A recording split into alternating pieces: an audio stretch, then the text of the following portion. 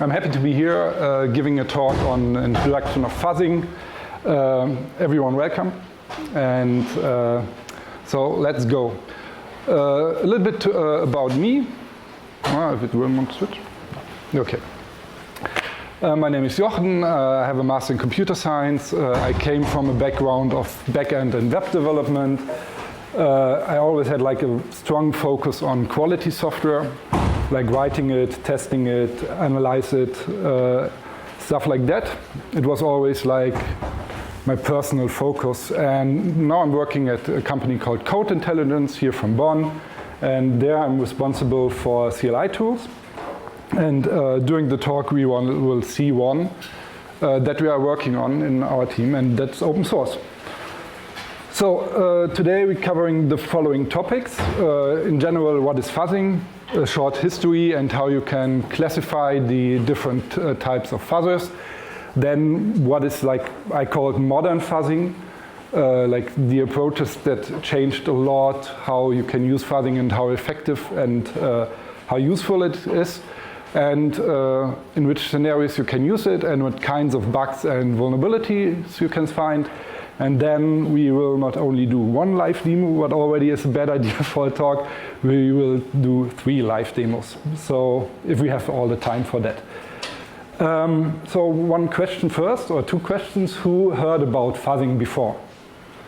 Oh, a lot, perfect. And who used it actually? Way less. Okay, this is the thing. In general, why using fuzzing at all, or what's all the fuzz about? Yeah, it actually finds a lot of bugs and vulnerabilities. These are the most current numbers, at least for the stuff from Chrome and OSS fuzz, that are found with fuzzing.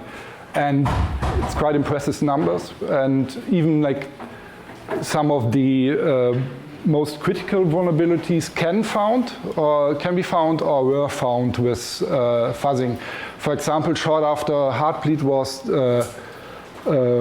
was released, one guy came up with a tutorial how to find Heartbleed, how Heartbleed should have been found with a fuzzer. If you remember the shell shock stuff, the backdoor into the bash shell, it was a set of vulnerabilities, and most of them were actually discovered with fuzzing. And there was like a research project, where they fuzzed the Adobe Reader 50 days and found 50 CVEs. So yeah, you actually can find vulnerabilities. And for example, after Log4j, we came up with a showcase how you can find Log4j now with our fuzzer, our JVM Fuzzer. After it's already a little bit easier. You have to come up before, so yeah. But still, you can do a lot. So what is the basic idea behind fuzzing? If a lot of you already heard about fuzzing, then it's most probably that you heard about that. Like you feed your system under test, your application, whatever, with random inputs, and you hope it crashes. So, and then you observe the crashes.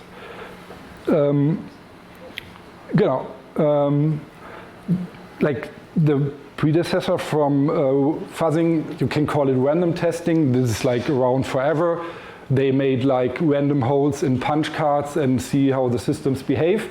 But the term fuzzing was actually come up around 88 with some releases in the 90s from a group from the Wisconsin College, and they are still on. Like I think 2 years ago they had like another publication, and they actually founded the term fuzzing. And then fast forward a lot, in 2012 Google announces ClusterFuzz, with this scalable infrastructure to do fuzz tests or fuzz runs in a continuous way. This is also important to have in mind. You can like fuzz once, but it's really get very helpful if you do like fuzzing continuously, like if you integrate it into your CI/CD stuff. Then 2013, the American Fuzzy Lab came. It's AFL. It's one of the fuzzers that was, or the fuzzer that was involved in the shell shock findings. And what makes him so special, we will see later.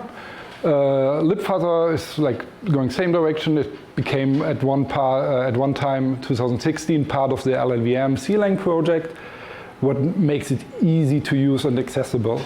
Then 2016 also, Google released or announced OSS Fuzz. It's basically a cluster fuzz instance or cluster fuzz setup for open source software. If you have somehow important open source software, you can get it into OSS Fuzz and it got fuzzed continuously. And 2 years ago, Microsoft came up with an alternative, like also a self-hosted thing, OneFuzz. So it's really like in the big companies also in use. There's one thing sometimes related with fuzzing. It's monkey testing. People like use it as like interchangeable, but it's not actually so good. Like monkey testing is more about random actions that you put on your system, and fuzzing is more focused on the inputs. Just if you have heard monkey testing and sees random inputs, it should be the same. Now there are differences. Now we look a little bit on the classification of fuzzing, of fuzzers, like the tools that actually do the fuzzing. You can classify them by the target, like if you fuzz an application or if you fuzz a protocol or a file format. Then you can also classify it about by the knowledge of the program structure. It's a little bit like unit tests or tests in general. Do you have knowledge about the internals, or do you know nothing or just a little bit? So white box or black box testing. And then this is the more important category, is like how the input is generated. Like I said, fuzzing is a lot about generating inputs and how you generate them. And there's like the generation-based fuzzing. This means you generating input that is based on a certain structure or grammar or something. For example, if your fuzzer generates valid C code, like CSmith is a tool that does that. If you write a C compiler, for what reason you do that. But if you do and you want to verify that it can run or compile all the various things, you can do that with generation-based fuzzing.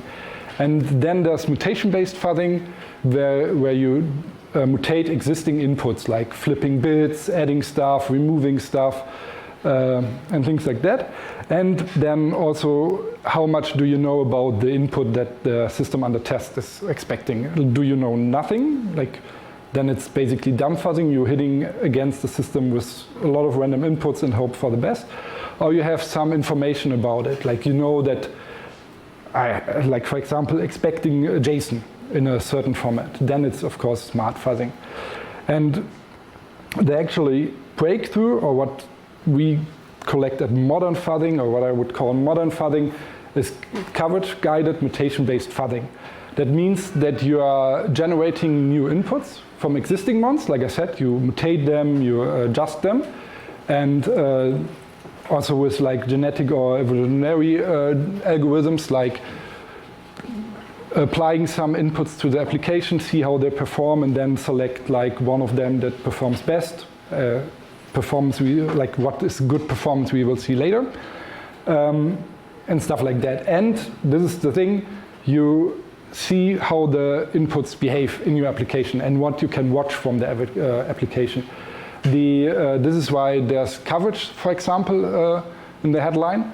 You can feed random inputs, mutated inputs into your application, and see how the coverage that it's covered by these inputs changed. And if you remember, like the graphic in the first, it's getting like an extra point with behavior information. So, and to visualize it a little bit more, this is what is it basically in a nice graphic. What is the change from black box fuzzing without having internal knowledge against knowledge about, if you have knowledge about the internal structures. So in the left case, you see like it's a black box, you feed inputs, and there is, of course, if you do it a lot and really for long times there's a chance that you hit all the bugs and vulnerabilities, but it's getting super low. If you have like a complex application, if you have to like complex inputs and stuff like that, it's very not probable that you will get all the bugs. It's also not like for sure if you have like insights in the application, like with example code coverage, but it's way easier for the fuzzer to like explore your application and find the ways through it, the paths. Yeah. Genau. Question? Yeah? Code coverage means that you hit all the paths in the code? Or? Okay, I repeat the question further. I think the question was that coverage, if coverage means that you hit all the paths. Exactly, it is. Like I will show it in detail a little bit later, but basically you feed input into the application and look how much paths were covered. And then you mutate the input and see if there's more paths covered. And this continues for, if you are like serious about it, for a long time. And yeah, and you have to like prepare the application to do these coverage reports. And you can imagine it basically like in unit tests. If you run your unit tests with a coverage instrumentation, you also get the same stuff. But compared to unit tests, a fuzzer actually uses it. Like in a unit test, the coverage is just for you to see what did you cover. And a fuzzer, a modern fuzzer uses it. So one difference also where you can like separate different kind of fuzzers are in-process fuzzing and out-of-process fuzzing. Like the name already said, like in-process fuzzing runs in the same process or the same VM, in the case of Java, for example, as the application. It's usually fast, and of course it's running the same scope. It's easily to get these information about coverage. Out-of-process fuzzing is a little bit different. You have like the fuzzer runs alongside, like in a different process, even on a different system. For example, if you imagine the scenario that you are fuzzing multiple services like microservices or distributed systems, it can even run on a complete different machine. And yeah, this is, like I mentioned, it's useful for distributed systems, but you need to have like a talkback channel. Like if you have a microservice architecture and you're hitting like the entry point with random inputs, and you want to see how that affects a service like in level 3 or whatever, how big your microservice architecture is, then you need like, first you need instrumentation on the hidden service, and you need a talkback channel where like the coverage information from the hidden service can come back to the fuzzer actually. And as I already said with the example from microservices, it's very useful if you have protocol-based services like in web API with REST or with GraphQL, then of course you can do it. But what we today look at is in-process fuzzing. It means that all the examples we see later are in-process fuzzers. A lot of this, not most, but a lot of the stuff we will cover with the in-process fuzzing is also applicable to out-of-process fuzzing. So just to have that in mind. So now a more detailed look on the graphic we saw before. This is what it's still a little bit simplified, and it can depend on the fuzzer, but this is usually the components of a fuzzing system. We have the fuzzer who generates and mutates the inputs. The orange box is the fuzz target or the fuzz test. It's like where the fuzzer feeds the input into, and it's get called like a lot of times, like in a good setup, 10,000 times a second or even more, and for a long time. Then you can see the system under test. In this, the fuzz target is actually living. It's instrumented. It means like it collects coverage information, like we mentioned before, but it can also implement hooks. We will see an example later what a hook can be, and it is instrumented with sanitizers. Just you heard it. We will also take a look at that later. It can like hooked into compares, like string compares, operators, and all this information that get collected. That and with the help of the source code, in the best cases, gets back to the fuzzer, like these going back. Then the fuzzer is like managing a generated corpus. And this is the corpus where he puts all the interesting inputs in. And for example, he has an input, and the input explored a new branch in your code. Like he make it through an if statement, for example, and have like discovered new features or new paths for the fuzzer. He will store it in the generated corpus. And if you have like continuous fuzzing ones, this generated corpus can also be used for the start. This is like the little S circle. If you start the fuzzer, it also reads the generated corpus, so you don't have to start from the beginning. And if you found some crash, you will have like a crashing input. Usually the crashing input don't get into the generated corpus, because then you have like a crashing test every time you run it. What you can do is give the fuzzer some useful informations. For example, if you have magic values, or if you have a certain file format or structure, like protocol I mentioned, that you want to give the fuzzer hints, you can do it in the seed corpus. It's like only used in the beginning, like when the fuzzer started, and it started the mutating of the inputs based on stuff from the seed corpus.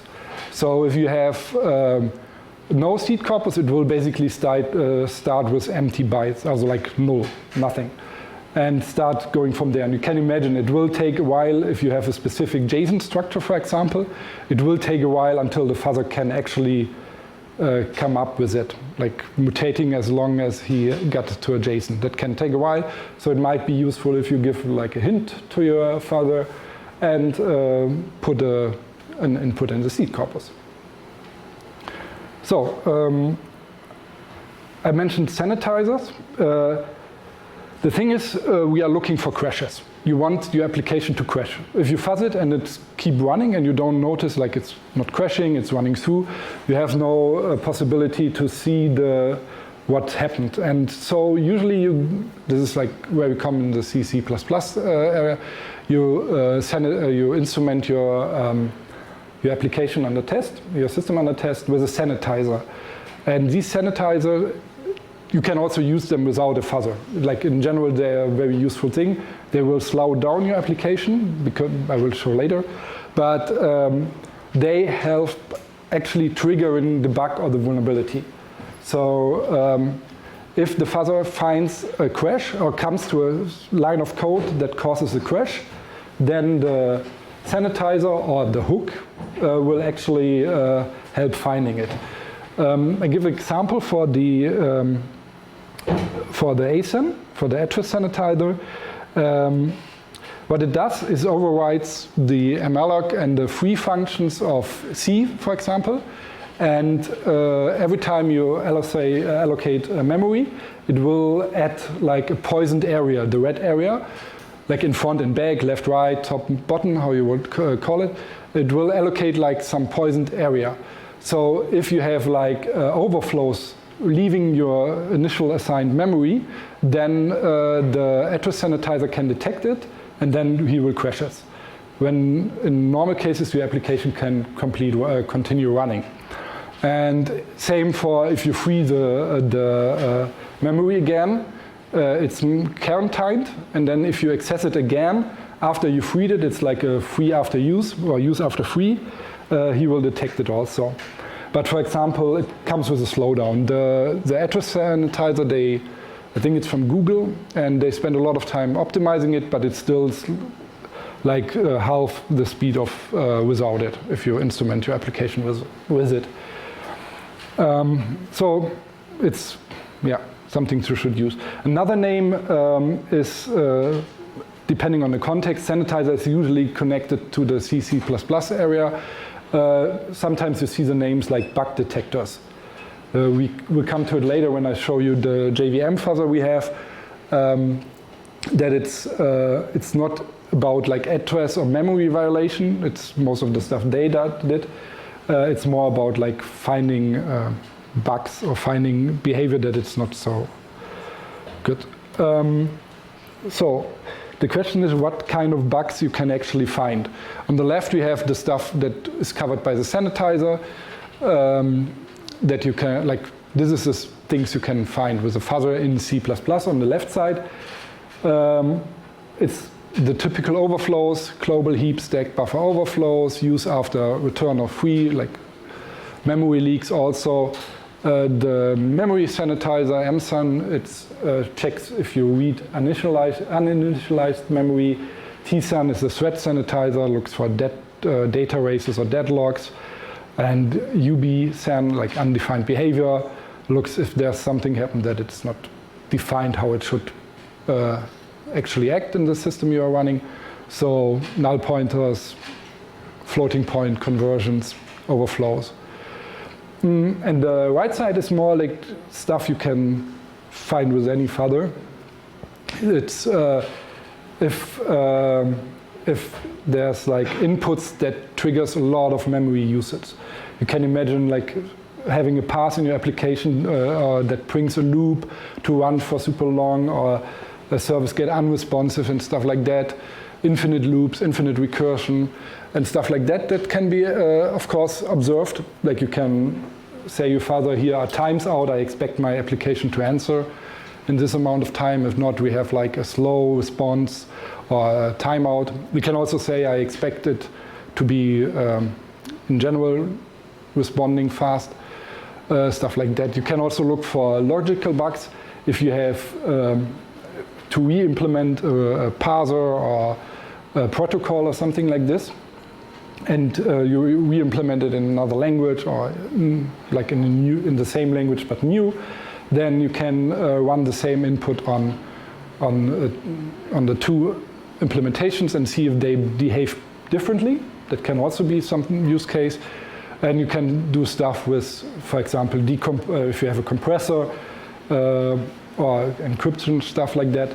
You can do it like the round trips. Will it be correct if I feed this input into my tar implementation and pack it and unpack it, or my zip implementation? Will it have the same result? Because you can imagine that there are inputs that discovering bugs in the compression algorithm, and then the decompressed input will be different. And then, of course, it can just plain crashes. Like if your application crashes without sanitizer or bug detectors, it will, of course, detect it, like in the C case with null dereferences or Java uncaught exceptions in JavaScript also. Stuff like that. So, and from what we heard now, we can also take a look at what are useful or like good targets for fuzzing. And basically it's anything that needs, that consumes untrusted or complicated inputs. So like everything with user interaction can be a good case, but of course the stuff like parsers, compilers, decoders, protocols, cryptography, some regex matcher, browsers. Browsers we saw in the beginning, the example with how much bugs were found in Chromium with fuzzing. So these are like the classical cases where you can do it.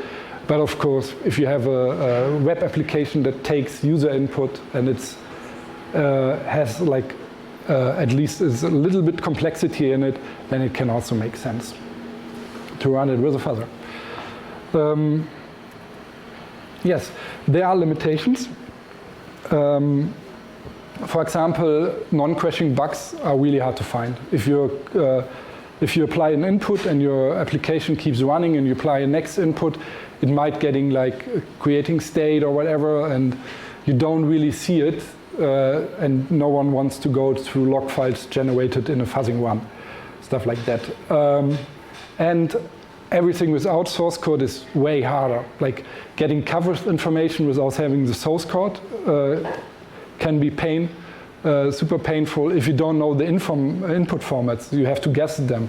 For example, it's expecting JSON, but you have no clue what the JSON is structured.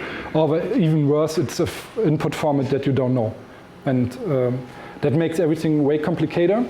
But it's still possible. There's a talk from Brendan Falk, who covers that, how we get there. It's it's crazy stuff. It's like with snapshot in special emulators and stuff like that, instrumenting the assembler code and stuff like that. It's really cool, but if you have sources, everything is way easier. Okay, now it's demo time. Any questions until here? Because we still can do them later, but yeah, let's do some demos. First thing I show is the Jazzer. It's our fuzzer for the JVM. It's open source since last year, beginning of last year. It's coverage guided. It's based on libfuzzer and Jacoco. Jacoco is like the coverage instrumentation you usually use in Java. It's run in the JVM, so I always say Java, but it also works for Kotlin and Scala, every JVM compatible language.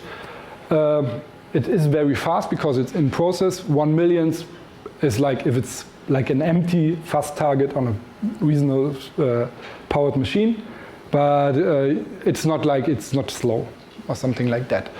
And this is something as a company we are proud of. We powered the Jazzer is used in Google's OSS fuzz for running the JVM fuzzing.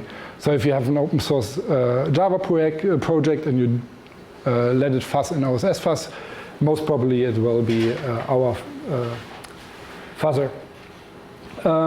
Yeah, it has an Autofuzz mode. I will also show for very simple cases it uses all the reflection and fancy features Java offers to get like automatically create a fuzz target.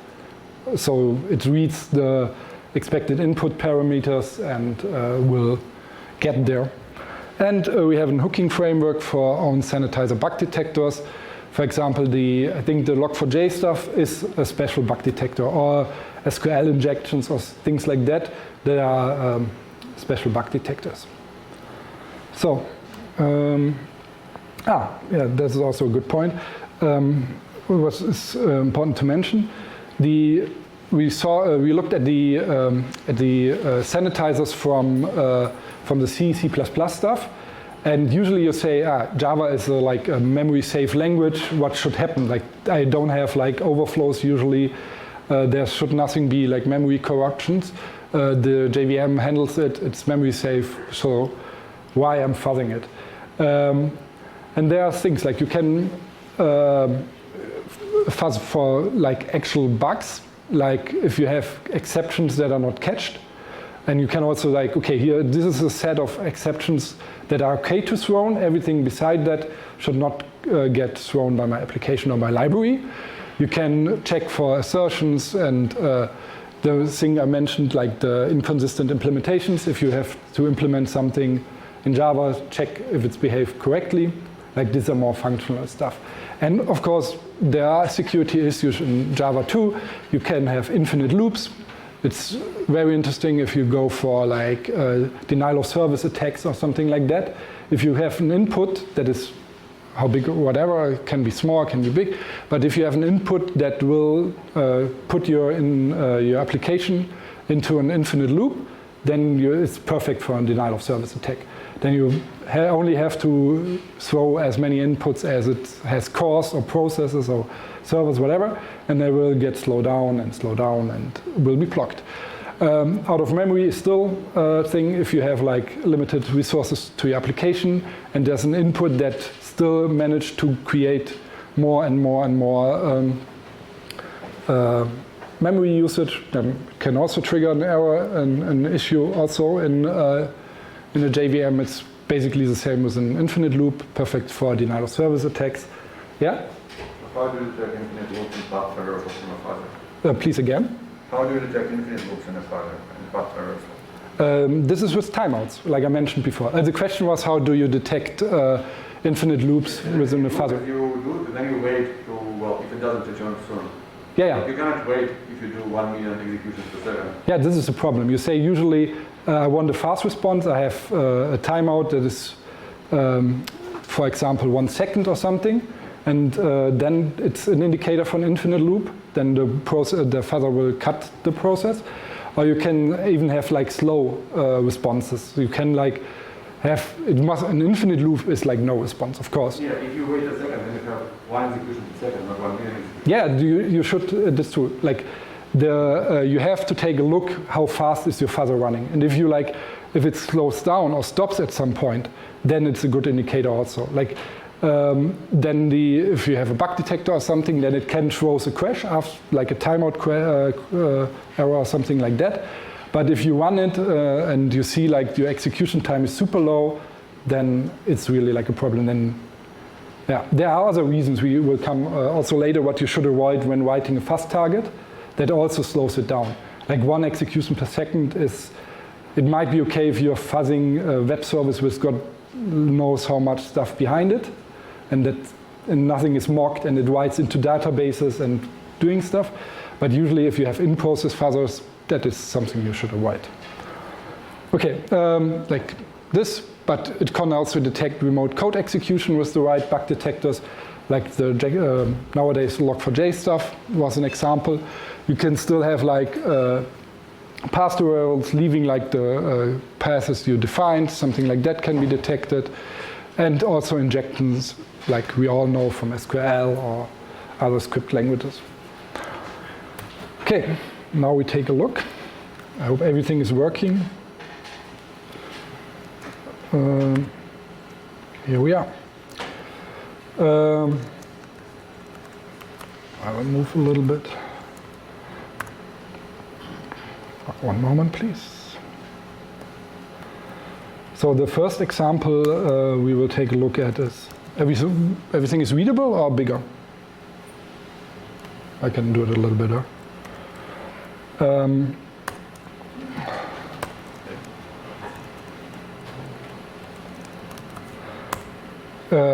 This is Jazzer now, and this is like like an example we provide.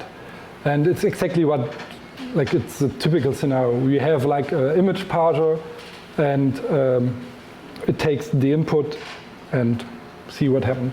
What we are currently looking at is the fuzz target we saw in the picture before.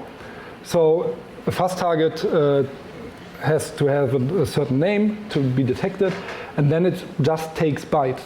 Like you have to convert them. If your function you want to test is taking strings, you have to convert them, and there are tools to make it easy. And in Java, it's even easier. You can having a data provider that will convert it for you. But what we see here is we have this image parser. It has a bug or an uncaught exception. We make sure that it's like an old version and it's not getting fixed. Then you feed in the input, like the byte input you get from the fuzzer, basically as an image into the image parser. We ignore a few exceptions, like I/O exceptions and image read exceptions. These are exception we would expect. So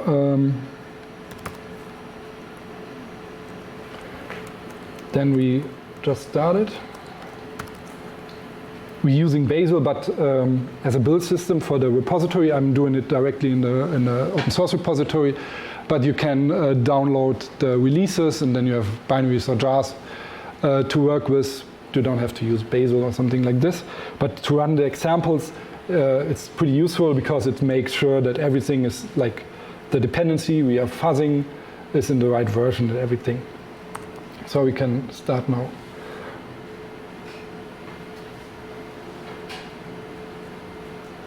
This is Bazel. I already built it, so it should be fast.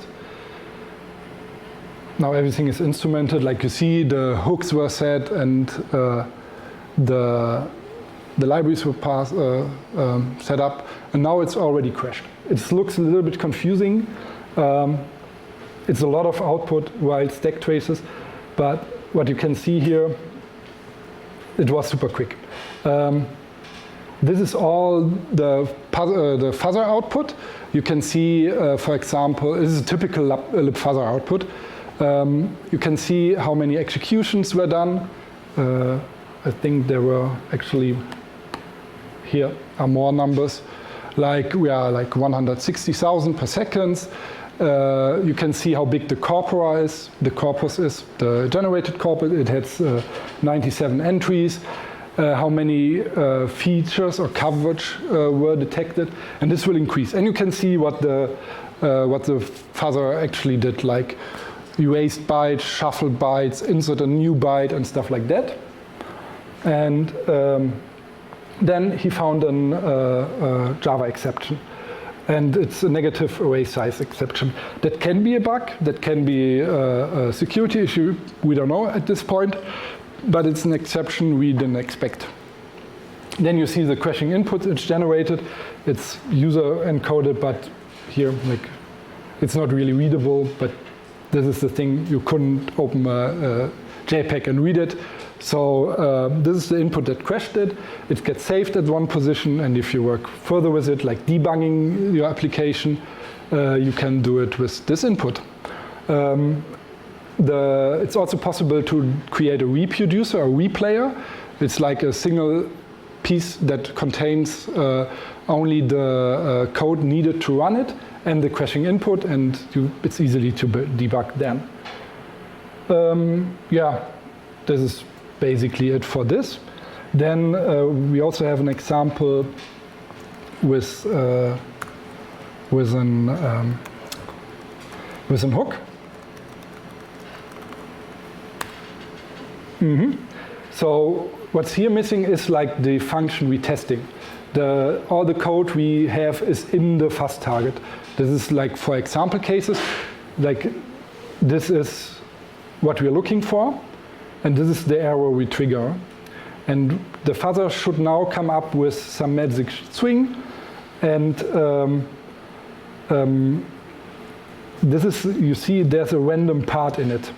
And it's nearly impossible for the fuzzer to guess that random part, because it's every time it runs, it's generated new. And maybe it's something you have somewhere in your application, like there's some seeding or some stuff that is random or not deterministic, and you have to make sure that it's accessible for your fuzzer. There can be the lucky coincidence that the fuzzer get this input plus the generating the input plus the random input at that moment in time, but it's basically impossible. And the thing you can do now is help the fuzzer with a hook. And you see, this is what we do for the example. We implement a hook that wraps the secure random function we were using in our test code and make sure that it always returns 4. If you know the XKCD cartoon, it's like it was a fair dice roll. So it always returns 4. The fuzzer is now deterministic, or the application behaves now deterministic, and can be fuzzed easily. And we can do it.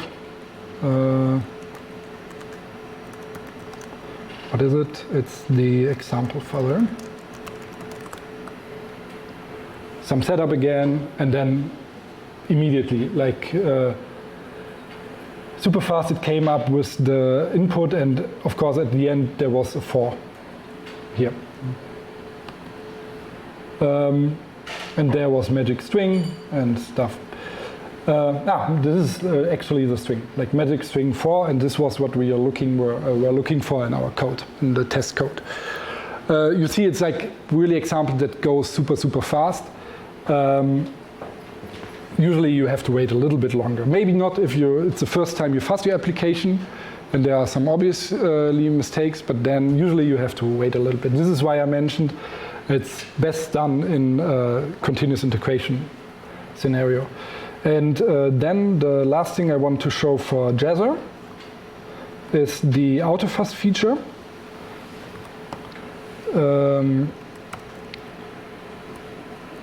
No.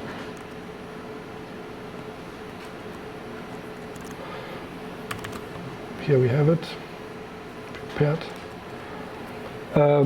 We also provide, by the way, Docker containers for the Jazzer, so you can easily use it. And also there's a container for the Autofuzz stuff. And the thing here, what's happened, we say we want to Autofuzz. This is The Docker container is a pretty easy way to set up, and it only needs like the dependencies. I don't know if you know JSoup, but it's like an HTML parser, a popular one for Java, and it has like this bug in this version. So we define the exactly version to find the thing. Then we say the identifier of the function and with the argument. So if you have like an overwritten function or overloaded function, it can be handled. So you identify the function you want to pass, and now the Autofuzz generates a fuzz target for you and starts feeding the input into this Java function. Then we have this keep going too. That means we usually the Autofuzz or Jazzer can continue if you find exceptions. And we say, okay, it is enough if you find 2 exceptions, and then we will stop. And this is what it does. So it's downloading JSoup in the version, instrumenting everything, and start running. And this takes a little bit longer, but I don't know if it's readable, but we allow about 24,000 executions per second. And I hope he will find something. It's still random, like you never know, but it should trigger at least one, and then a second one soonish. And you see, this can also slow down a little bit. Now we are like more like 20,000 executions. If the fuzzer discovers more and more of your application and getting deeper into the application, actually your application needs more time to process, and then it can get slower. But you saw it's found. There's an index out of bounds exception, and yeah, with the crashing input. Here. So I don't know, it looks like a header, an HTTP header or something. Yeah, but it's safe, the crashing input is safe, and there's also written that a reproducer is saved as a Java class, and you can start debugging with that. So that was it from Jazzer. Let me take a look at the time. We are fine. Another tool we have, also open source, is CIFuzz. We started a few months ago. It's still under very active development, and the goal is to make fuzz tests as easy as writing unit tests. If you're using like C, C++, or C, project with CMake, you can already use it, but we will still like adding new features. It's open source. This is why we are here, and the idea is to bring you like to a convenient CLI tool that do all the setup stuff and the integration in your existing build system and things like that, and that is also like working with different languages. So you don't have to care if you're currently working with a JavaScript application and then you have to C++ project working on, or something that might be closer to each other, like a Go backend and the JavaScript frontend and stuff like that. Yeah, currently we have the C++ CMake support. We have integrations in C-Line and VS Code. More is coming. Of course, if we add like JavaScript, there will be more stuff for WebStorm and stuff, things like that.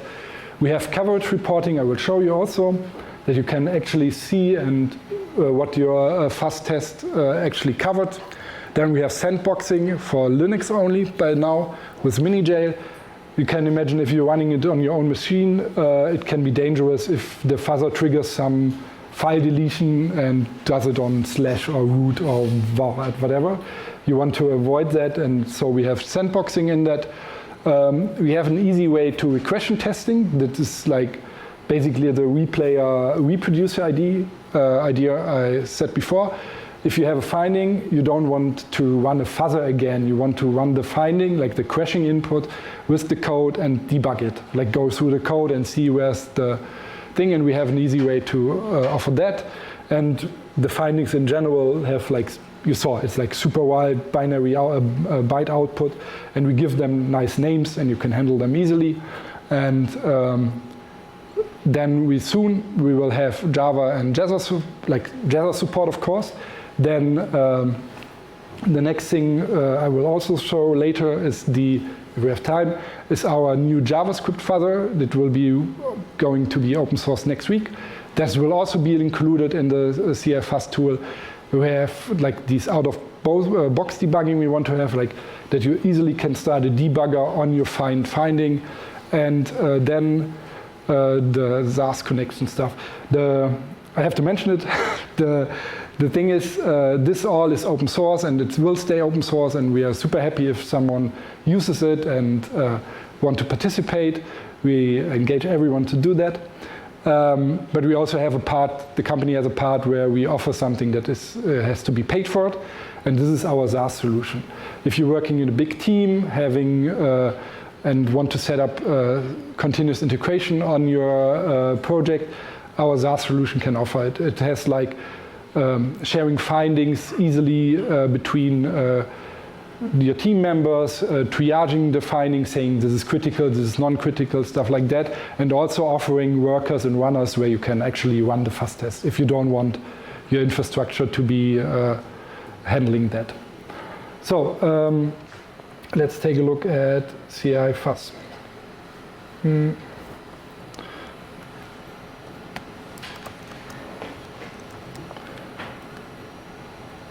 Let me think.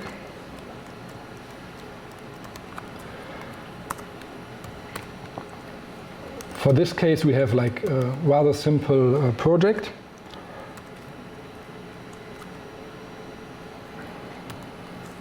Oh, never update your Vim before anything. This is our fuzz target. Oh no, sorry. Not this way. We don't have a fuzz target by now. I really want to guide you through the steps to find this heap overflow. This is our code. We wrote it. Why? I don't know. But you see it has on intent multiple branches that can only be reached when certain conditions are fulfilled. For a human, this is clear, but for automatic testing, it's like the challenge to find it. So we have 3 input parameters, A, B, and C. A has to be bigger than 20,000, B has to be bigger than 200,000 or 2 million. 2 million, and the difference between them should be smaller than 100,000, so weird conditions. Then C has to be a string containing fuzzing, and then you trigger the heap buffer overflow. And this is our application. It's a C application. We have CMake setup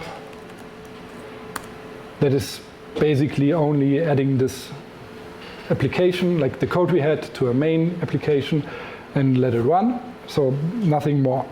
And to get,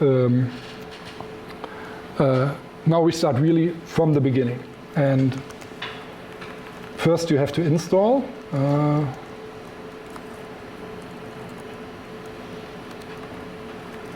Come on, live demos. We offer like an install script as everyone does nowadays, but you can also install it from source. You can download the release packages, but this script will detect your system because we are supporting Mac OS and Windows and M1 Macs even.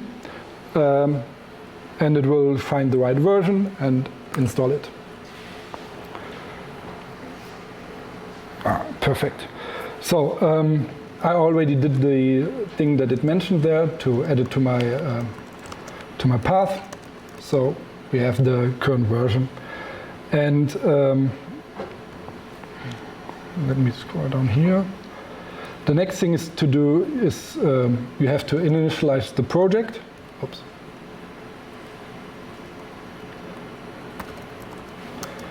There's an init command, and then it guides you through the process. It creates a configuration you can use for if you have special stuff to do. And it says that you can have to adjust your CMake list. If you're a CMake developer, this is pretty normal for you. And we also offer presets for CMake to make it easier for you. You should do that. I skip it, I will do it later in one task.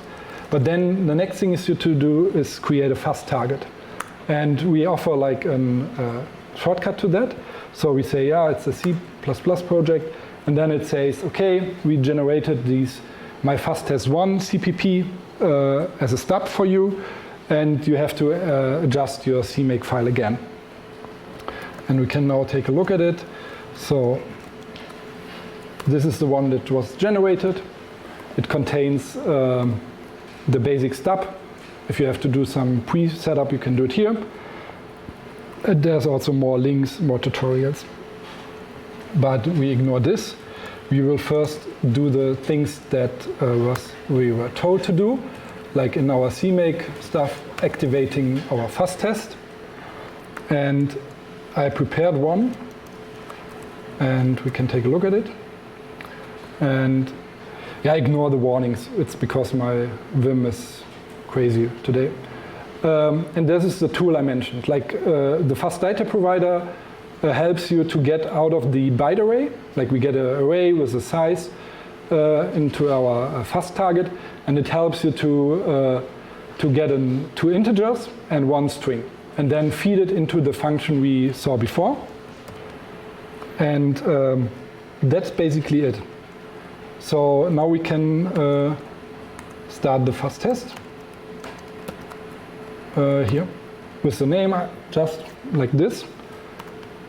And it will do the CMake stuff, and it already found finding. This was super fast.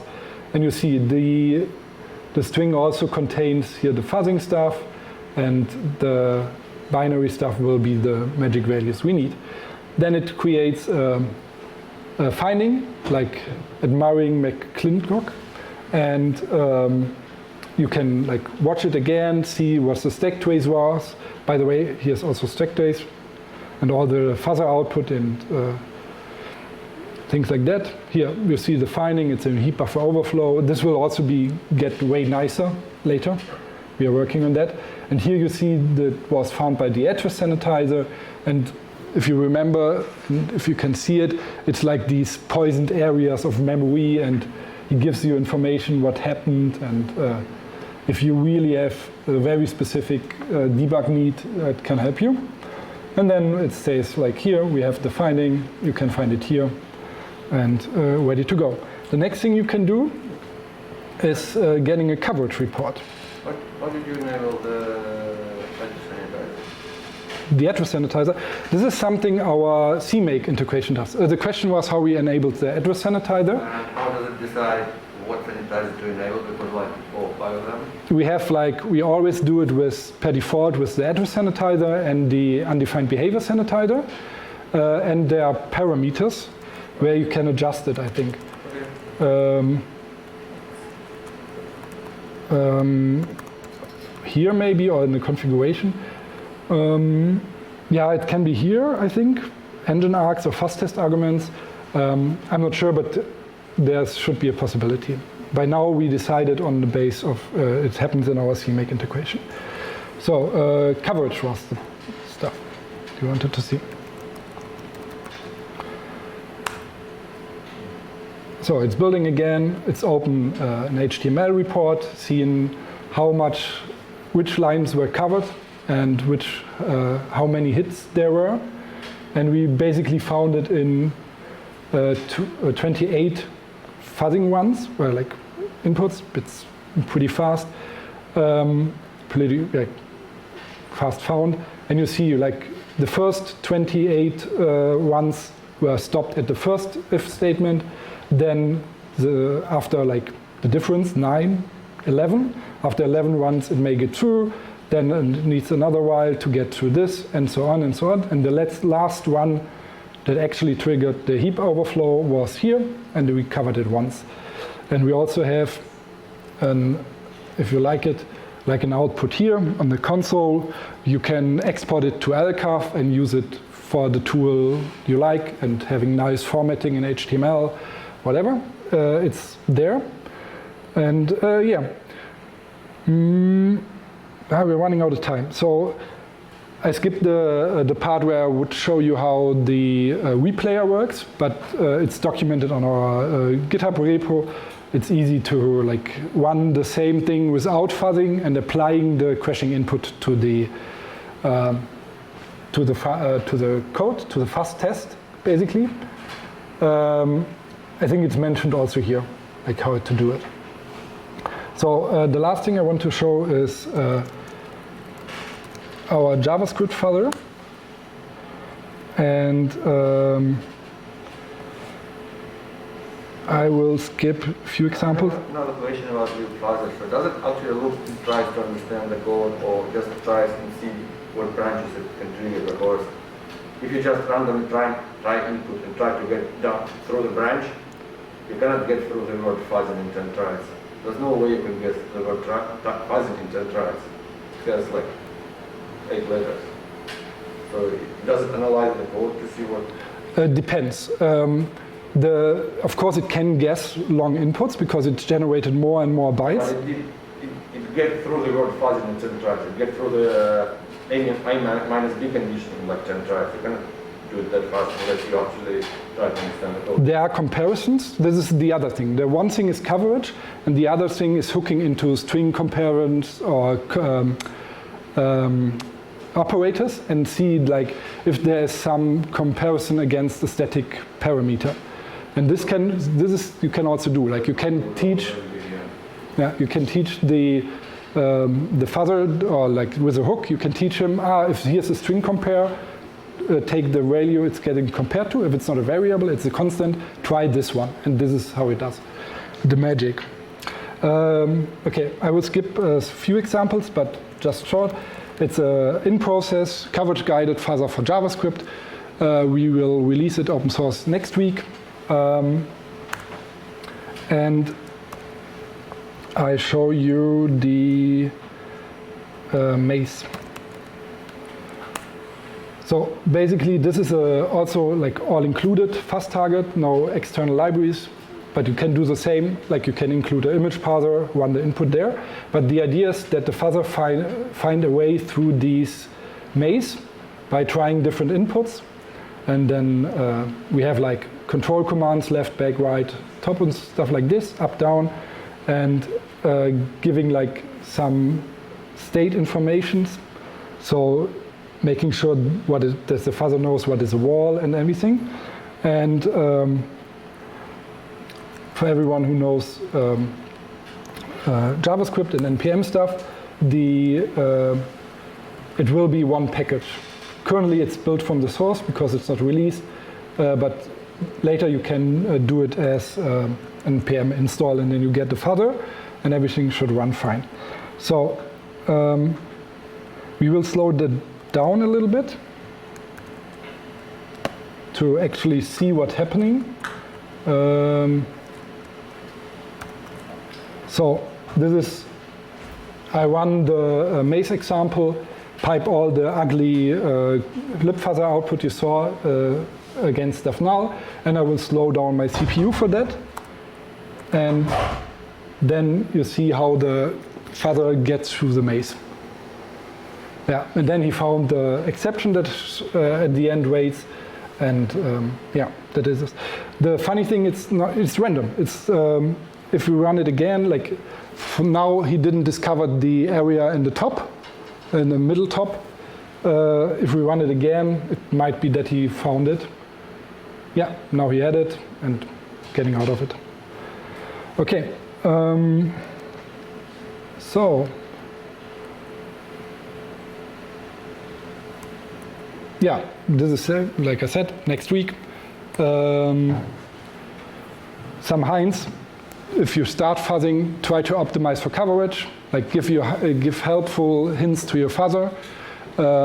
Make sure that the fuzz target is fast, that it's deterministic, that it's not wasting resources, doing a lot of I/O, reading files, writing files during your fuzz test is not a good idea. So disable logging to a file or something like that. Reduce the log level, just for the fuzz test, of course.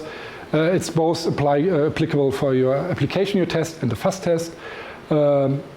Use the fuzz data provider if you have to convert. It's really, I hate C++ casting into types, and this thing does it for me.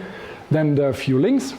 including the company blog. For example, we have articles about how you can write your custom hooks for the Java Fuzzer, the Jazzer. Of course, we are hiring. If you're interested in like fuzzing and security, we have different roles, a few more on the website. But I thought this is the stuff that might be matching here at most. And that was it. Thank you for your patience and any questions? Okay, we go up from there. You mentioned CIFuzz as a classic fuzzing tool for testing C compilers. Is that still the state of the art, or is it something that you would recommend these days? I'm not sure. The question was if CIFuzz is a tool for is a fuzzer, but it's a fuzzer. I think it's still maintained. I'm not sure if it's actually a fuzzer. It's only, I never tried it really, but from what I know, it's a tool for generating just C programs, or? For use in fuzzing testing. Yeah, then you use it in a fuzzer. I don't know. I'm not sure if it's still state of the art. Usually there are not many use cases anymore for writing C compilers, but yeah, can be still a good thing. If it's, I don't know if CIFuzz still follows new standards, especially if you do C++ stuff. It has to be found out. If you come later to me and we get in contact, I can ask colleagues that are more into the C area, if you want. Yes, next one, please. So you have the CMake config for integrating into existing C++ projects. I briefly tried it on my project. It didn't work. The thing with my project is that it has a lot of specific compiler flags, and like the utility there probably assumes a lot of the compiler flags. So is there a way, or will there in the future be a way to like change the CIFuzz flags that are used in the CMake configuration? I would expect that it's already happening. I'm not sure why not. It depends a little bit, I think, how you actually give the compiler flags and how special they are and what compiler you use. The thing is, it's GCC. Okay, then there's a problem. The thing is, we have to use, for the CMake and C stuff, we have to use CLang. Because CLang actually supports libfuzzer as a compiler argument and links it in, makes everything nice for you, and the sanitizers. So every time we build the targets with CMake, we replace GCC with CLang in this case. That's another problem because it's a patch compiler. Yeah, okay. I'll look into it. Yeah, same. You can reach out to me, and then we have also colleagues super deep into the CMake stuff, and we can help you. There was another one. Will the JavaScript include types for TypeScript? There was one example I didn't show, but you can. Also the question was if Jazzer.js will support TypeScript. I know that it works with a TypeScript project. You just compile it to JavaScript, and then you can fuzz it. I'm not sure about the TypeScript, the type usage. Like if it has these nice stuff with parameter types that you can like say, my fuzz target needs a string and a buffer. I think so. I have to take a look. Yeah. Right. So you mentioned that fuzzing should be integrated in the CI/CD, right? Is there like any best practice, like when to stop fuzzing? Like, because I can imagine that depending on your input, or how it looks like, and like how if it has a big range of values that can be introduced by the input, it can take really long maybe to find something, or maybe it does not find anything after a specific amount of time. Like you say, okay, after 5 minutes to stop and it's green and you just deliver, or? Yeah, the question is if there's recommendations on how long you should run the fuzz test in your CI/CD, if there's like advantages of letting it run longer or shorter. Our recommendation is keep fuzzing, but for practical reasons, you should stop at a certain time. So if you have, for example, you have a pull request, and in the pull request you have your checks running, then you don't want to fuzz for 3 hours until the pull request gets green lighted. So maybe you do it like 5 minutes. If you provide a corpus already, like from the previous fuzzing ones, 5 minutes can be enough to like discover a new path that you added with the pull request. But it also can make sense doing it long, like for nightly builds, letting it run 3 hours. The thing is, if you provide the generated corpora all the time, it can continue at some point. And the other thing is like really keep going. There's some bugs in the history that were found after months of fuzzing. Like sometimes it's still random, and sometimes it takes a while to get this specific thing triggered and crash or something. So CI/CD shorted, so it's still a good workflow for you. So you get your pull request merge and being fast deploying features. Make sure that you have longer fuzzing runs, and yeah, keep going. Okay, I think we are way over time. So thank you.